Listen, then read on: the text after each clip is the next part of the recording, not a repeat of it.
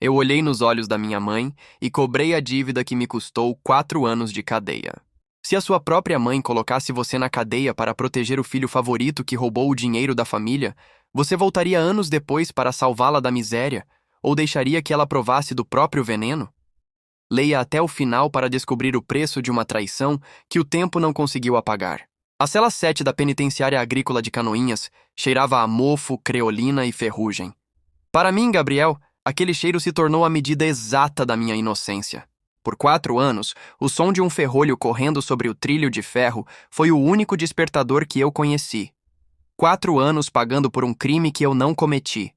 4 anos acumulando o frio do chão de cimento e o calor sufocante de uma injustiça que queimava por dentro como soda cáustica. Eu tinha 24 anos quando me tiraram da oficina mecânica da família com algemas nos pulsos.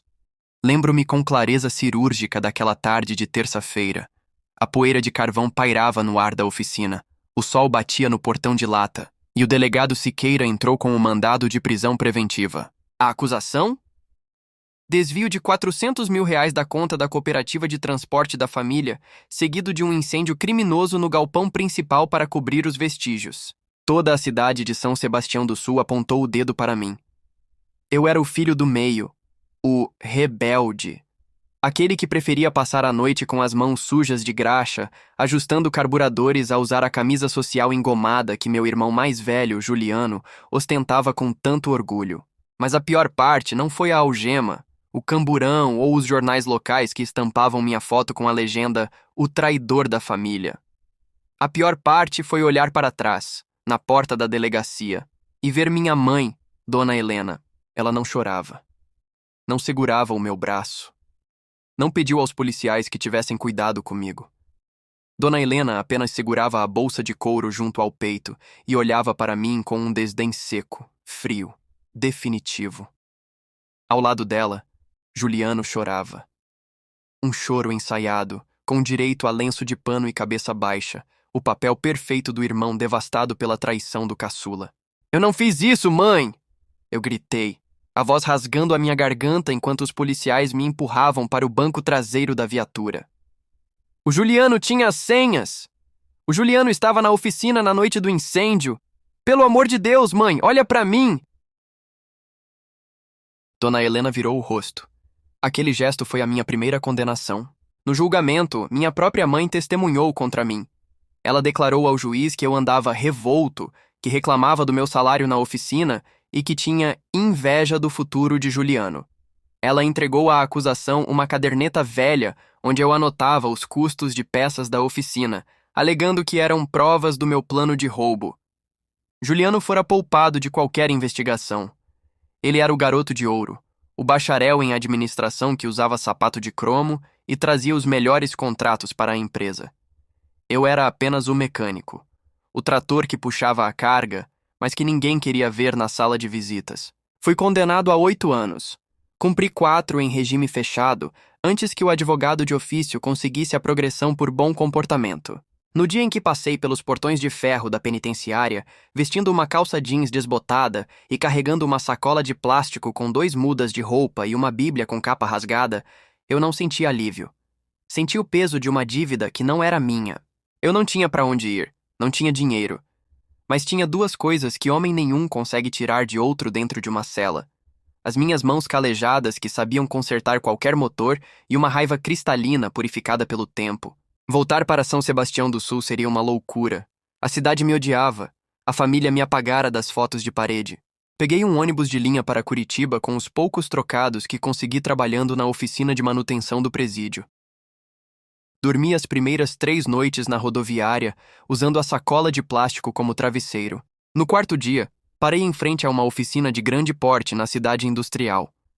O letreiro dizia Mecânica e Retífica Alvorada.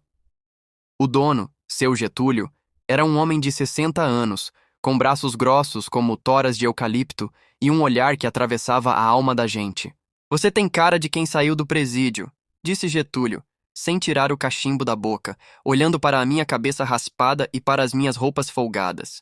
"Saí há 4 dias", respondi sem piscar, sem abaixar os olhos. "Mas não roubei nada de ninguém. Sou mecânico diesel. Se o senhor me der uma chave de boca e um motor travado, eu mostro o que sei fazer em 10 minutos. Se não gostar, não precisa me pagar.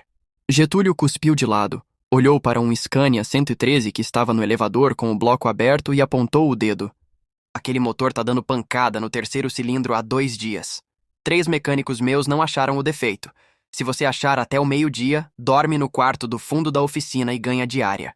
Às 11 da manhã, eu estava com o rosto coberto de óleo preto, mas o motor do Scania roncava redondo como um relógio suíço.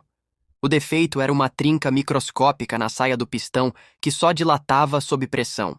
Getúlio não disse parabéns. Ele apenas jogou uma chave do quarto do fundo na minha direção e disse: "O sabão em pó tá do lado do tanque. Lave essa cara e vai almoçar." Nos 5 anos seguintes eu não vivi. Eu trabalhei. Trabalhava 12, 14, 16 horas por dia. O trabalho era a minha anestesia. Enquanto os outros funcionários iam para os bares nas noites de sexta-feira, eu ficava na oficina lendo manuais técnicos de injeção eletrônica, aprendendo eletromecânica, estudando gestão de frotas em livros velhos que comprava nos sebos do centro da cidade. Getúlio não tinha filhos. Com o tempo, viu em mim o herdeiro que a vida não lhe dera. 3 anos depois da minha chegada, tornou-me gerente da oficina. 2 anos mais tarde, quando a saúde dele começou a fraquejar devido a um enfisema grave, ele me chamou no escritório de paredes de compensado. "Gabriel, você é o cara mais duro e honesto que eu já vi nesta vida", disse ele, a voz chiando como um fole velho. "Eu tô indo embora. Não tenho parente por mim. Esta oficina é sua. Assinei os papéis da sociedade. Você assume a dívida do galpão, mas o nome é seu."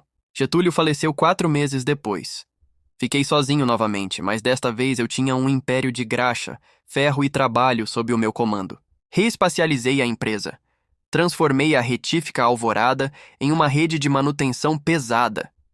Em 3 anos, expandi para 3 filiais ao longo da BR-116. Eu não gastava dinheiro com roupas caras ou carros de luxo. Morava num apartamento simples sobre a oficina principal. Cada centavo que eu ganhava era reinvestido em equipamentos de última geração, guinchos pesados e peças de reposição. Eu me tornei um homem frio, cirúrgico nas minhas decisões comerciais. Ninguém me passava para trás. Eu conhecia o preço do parafuso e o valor do caráter de um homem antes mesmo dele apertar a minha mão. Eu tinha 34 anos. Estava rico. Tinha respeito no meio empresarial do transporte de cargas de todo o sul do país. Mas a ferida de São Sebastião do Sul continuava aberta, supurando em silêncio. A vida tem uma forma estranha de cobrar juros dos traidores. Em março de 2024, recebi no meu escritório um relatório de análise de risco para a compra de ativos estressados. Minha empresa estava se expandindo para o ramo de guinchos e leilões de frotas falidas. Ao folhear a lista de empresas em processo de falência e penhora judicial na região centro-sul do estado, meus olhos pararam em um nome: Transportes e Oficina Santo Antônio Lita. Era a empresa da minha família. Senti meu peito contrair. O sangue subiu para as minhas têmporas com tanta força que pude ouvir o pulsar das minhas artérias. Mandei investigar o processo imediatamente por meio do meu advogado de confiança, o Dr. Renato. 2 dias depois, ele entrou na minha sala com uma pasta grossa de documentos. "O caso é feio, Gabriel", disse Renato, jogando os papéis sobre a minha mesa de embuia. "A empresa está liquidada. Dívidas trabalhistas, execuções fiscais, empréstimos com agiotas locais. O seu irmão, Juliano, fez uma lambança atrás da outra nos últimos 10 anos. Ele puxou uma folha amarelada. Ele pegou empréstimos milionários, dando a própria sede da empresa e a casa da sua mãe como garantia. Gastou tudo em cassinos clandestinos no Paraguai, compras de carros importados no nome de laranjas e investimentos fracassados em especulação imobiliária. Para tentar salvar a pele, ele falsificou assinaturas da sua mãe em notas promissórias." "E a minha mãe?" perguntei. A minha voz saiu mais baixa do que eu planejava, como se viesse do fundo de um poço. Dona Helena está morando num barraco de aluguel no bairro do Porto, a parte mais miserável da cidade. A casa da família foi leiloada no mês passado. O Juliano a abandonou há 6 meses. Ele fugiu para o interior de São Paulo com uma mulher mais nova, deixando todas as dívidas nas costas da velha. Ela responde a processos por fraude por causa das assinaturas que ele falsificou no nome dela. Está doente, falida e vivendo da caridade das vizinhas. Fiquei em silêncio por um longo tempo. Olhei pela janela de vidro espelhado do meu escritório. Lá fora, 10 caminhões grandes passavam pela linha de montagem da minha oficina. Homens com uniformes limpos trabalhavam com ferramentas pneumáticas que faziam um barulho constante e produtivo. A justiça que eu tanto esperei na cela fria de Canoinhas havia chegado, não pelas minhas mãos, mas pela própria ganância do filho favorito. "O que você quer fazer, Gabriel?" perguntou Renato. "A sede da oficina deles vai a leilão judicial na próxima sexta-feira. É um terreno grande, bem localizado na entrada da cidade. Se você quiser, podemos arrematar por 30% do valor de avaliação. É uma pechincha para nossa empresa." Fechei a pasta. O couro da capa estalou. "Compre tudo, Renato!" ordenei. "Compre o terreno da oficina. Compre as notas promissórias que estão nas mãos dos agiotas. Compre a dívida da casa. Eu quero ser o único credor da família Santo Antônio. E depois? Depois eu vou até São Sebastião do Sul. Chegou a hora de acertar as contas do prato que me serviram há 12 anos. Voltar a São Sebastião do Sul na direção de um SUV preto, importado, blindado, com o meu nome limpo e o bolso cheio de dinheiro, devia ser uma vitória. Mas quando a placa de sinalização da entrada da cidade cruzou pelo meu para-brisa, a única coisa que senti foi um amargor na boca. A cidade parecia menor, mais decadente. As ruas do centro tinham buracos no asfalto que não existiam na minha juventude. Dirigi direto para a antiga oficina da família. O portão de lata que eu tanto engraxara estava retorcido, coberto de ferrugem e pichações. O letreiro de madeira com o sobrenome da nossa família caíra de lado, preso por um único prego enferrujado. O galpão onde o fogo começara anos atrás continuava com as marcas pretas de fuligem nas paredes de alvenaria. Ninguém teve o dinheiro ou a dignidade de pintar aquele lugar. Parei o carro na calçada. Desci. As pessoas que passavam na rua olhavam para o SUV e depois para mim. Eu estava diferente. Não era mais o garoto magro de macacão sujo. Eu vestia uma camisa de linho bem cortada, um relógio pesado no pulso e tinha o rosto marcado por linhas duras que a vida e o tempo desenharam. Um velho que vendia bilhetes de loteria na esquina se aproximou, apertando os olhos contra o sol. "Meu Deus", murmurou ele, a voz falhando. "É você? É o Gabriel?" "Sou eu, seu Nicanor", respondi sem sorrir. Você voltou? Todo mundo dizia que você estava morto ou virou bandido na capital. O seu irmão disse que você..." "O meu irmão mentiu. Como sempre mentiu." Cortei-o, a voz fria. "Onde está a dona Helena?" O velho baixou a cabeça, constrangido, limpando o suor da testa com um lenço encardido. "Ela tá lá no porto, Gabriel. Num quarto nos fundos da casa da falecida dona Marta. Tá mal a velha." O Juliano raspou tudo o que ela tinha. Deixou a mulher sem um centavo pro remédio da pressão. As vizinhas que levam uma sopa de vez em quando. A cidade inteira descobriu a sujeira que o Juliano fez. Todo mundo sabe agora que ele armou pra você. Aquelas palavras deveriam ter lavado a minha alma. Todo mundo sabe agora. Mas não lavaram. O reconhecimento tardio de uma cidade covarde não apagava um único dia da minha cela em Canoinhas. "Onde é a casa?" perguntei. Seu Nicanor me deu o endereço. Entrei no carro e segui para o bairro do Porto. O Porto era a periferia esquecida da cidade. Esgoto a céu aberto, fiação clandestina nos postes e casas de tábua compensada, que pareciam prestes a desabar com qualquer rajada de vento sul. Parei o carro na frente de um barraco de madeira sem pintura. O chão era de terra batida. Desci do veículo. Cada passo que eu dava em direção àquela porta de madeira compensada pesava como se eu estivesse carregando um saco de cimento nos ombros. Bati na porta. 3 toques secos. Ninguém respondeu de início.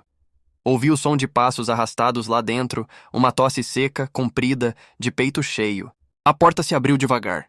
Dona Helena parecia ter envelhecido 30 anos em 12. A mulher autoritária, de postura ereta e olhar altivo que me entregara à polícia, não existia mais. No lugar dela, havia uma idosa curvada, de cabelos completamente brancos e desgrenhados, vestindo um vestido de chita rasgado no ombro e remendado na barra. Os olhos dela, turvados pela catarata e pela miséria, demoraram a se ajustar à luz do sol que entrava pela porta. Ela me olhou. O silêncio que se seguiu foi mais pesado do que qualquer tempestade. O som das moscas zumbindo sobre uma lata de lixo na calçada era a única coisa que preenchia o espaço entre nós. "Gabriel?" Ela sussurrou. A mão trêmula subiu para a boca murcha. Gabriel? É você, meu filho? O termo meu filho soou como uma bofetada na minha face. Não me chame de filho, dona Helena, respondi. Minha voz saiu como um bloco de gelo caindo em um chão de ferro. A senhora deixou de ter 2 filhos no dia em que testemunhou a favor do ladrão que roubou a sua própria casa.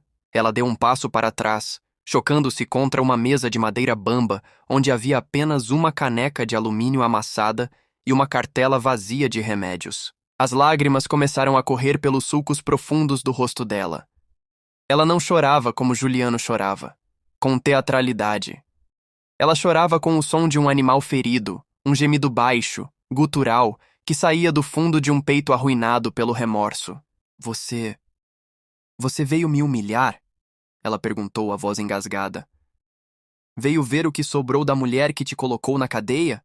Eu vim fazer negócios, dona Helena, disse eu, entrando no barraco sem pedir licença. O cheiro lá dentro era de umidade, poeira e café requentado de dias. Vim avisar que comprei todas as dívidas da família. Comprei a sede da oficina, comprei os títulos penhorados e comprei a execução da casa que a senhora perdeu. Puxei do bolso interno do meu paletó um maço de documentos oficiais com o carimbo do Tribunal de Justiça. Eu sou o seu único credor. A senhora não deve mais nada aos agiotas, nem ao banco, nem ao Estado. A senhora deve a mim. Tudo a mim.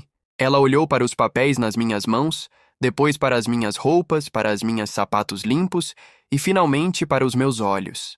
O Juliano me destruiu, Gabriel, ela soluçou, caindo de joelhos no chão de terra batida, sem forças para se manter de pé. Ele me enganou. Ele disse que você tinha roubado o dinheiro. Ele me fez assinar papéis. Quando eu descobri a verdade, você já estava preso. E eu tive vergonha. Tive vergonha de admitir para o mundo que eu tinha condenado o filho inocente.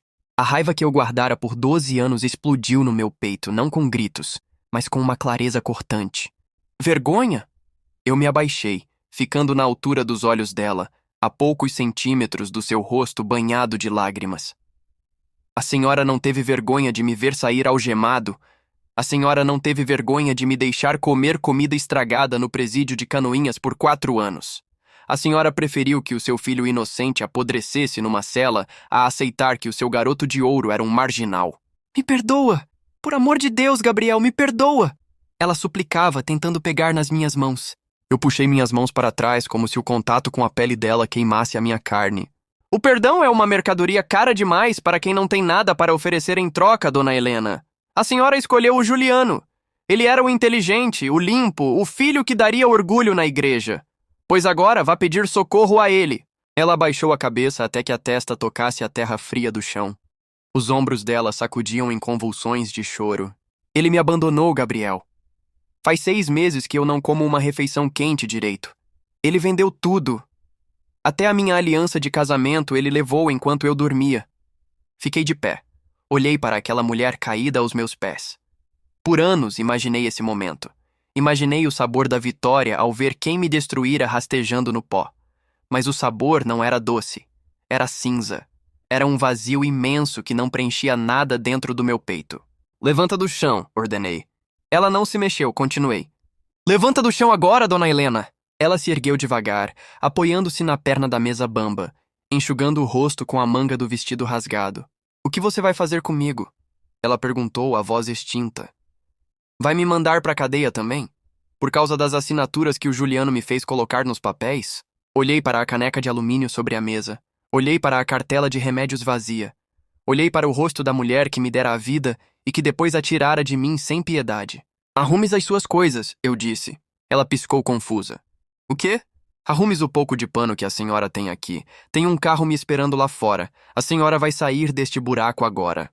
Para onde você vai me levar? Para um asilo? Para uma delegacia?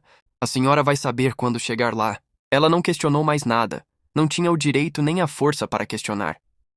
Juntou numa sacola de pano encardida 2 saídas de roupa velhas, 1/3 de madeira com contas gastas e um retrato amarelado de quando eu e Juliano éramos crianças.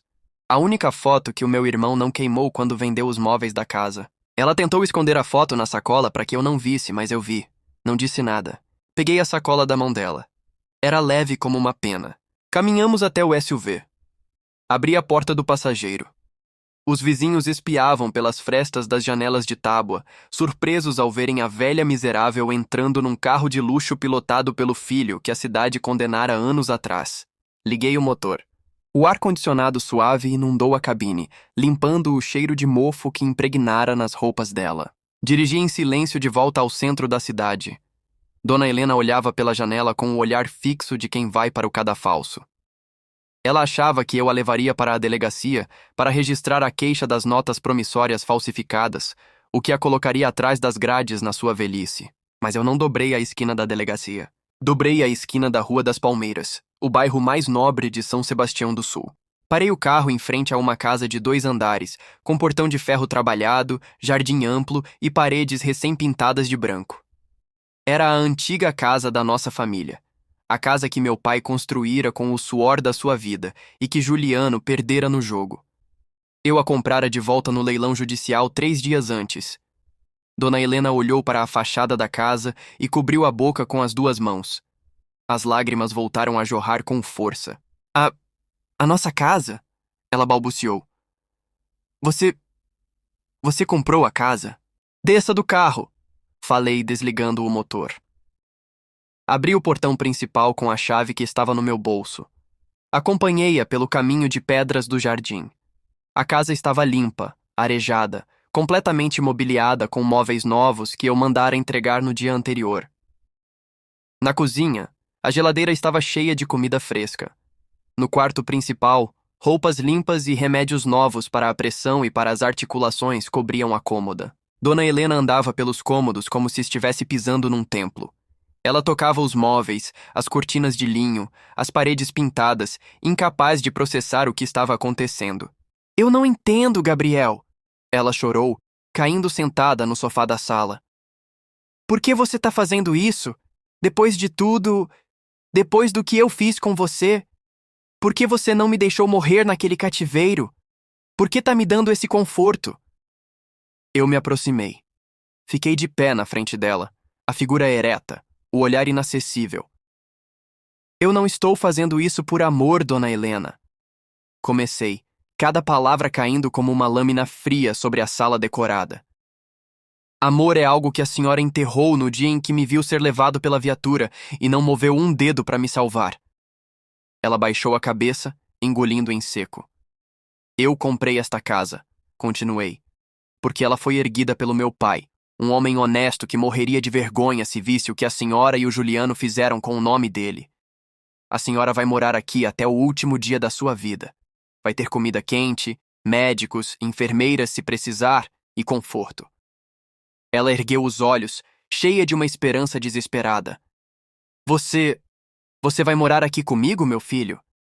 Dei um sorriso amargo, sem um pingo de calor. Nunca. O rosto dela desmoronou. Esta casa será a sua prisão de luxo, eu disse, desferindo a minha sentença final. A senhora vai viver aqui cercada pelo conforto que o filho que a senhora rejeitou pagou com o suor do trabalho dele. Cada refeição quente que a senhora comer nesta mesa vai ter o gosto do meu sacrifício. Cada noite que a senhora se deitar nesta cama macia, vai lembrar que o seu filho favorito está por aí, fugindo como um rato, enquanto o filho que a senhora mandou para a cadeia é o único motivo de a senhora não estar morrendo na lama. Abracei os meus próprios braços, encarando-a sem piedade. A senhora vai viver com a sua consciência, Dona Helena. Esse é o meu castigo para você. É o preço do sangue que eu paguei na cela 7 por 4 anos. Ela cobriu o rosto com as mãos e soltou um grito rasgado de dor moral. Era uma condenação pior do que qualquer cela de concreto. Eu não lhe dera a violência. Dera-lhe a generosidade de um credor moral que ela jamais conseguiria pagar. Voltei-me para a porta de saída. Gabriel! Ela gritou rastejando até o hall de entrada. Gabriel, por favor, não vá embora assim. Me xinga, me bate, me manda pra cadeia, mas não me deixa com essa dívida. Eu não consigo carregar isso. Parei na porta de madeira nobre. Não olhei para trás.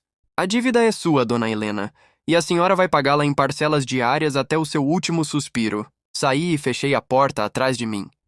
O som do trinco se encaixando na fechadura ecoou pela rua vazia como o mesmo ferrolho da cela de Canoinhas. Mas desta vez, quem estava do lado de fora era eu. Entrei no meu SUV. Liguei o motor, mas não saí dali imediatamente. Fiquei olhando pelo para-brisa para as janelas iluminadas da casa da minha infância. A dor que eu carregara por 12 anos não havia desaparecido magicamente, mas a raiva cega que me consumia se transformara em algo diferente.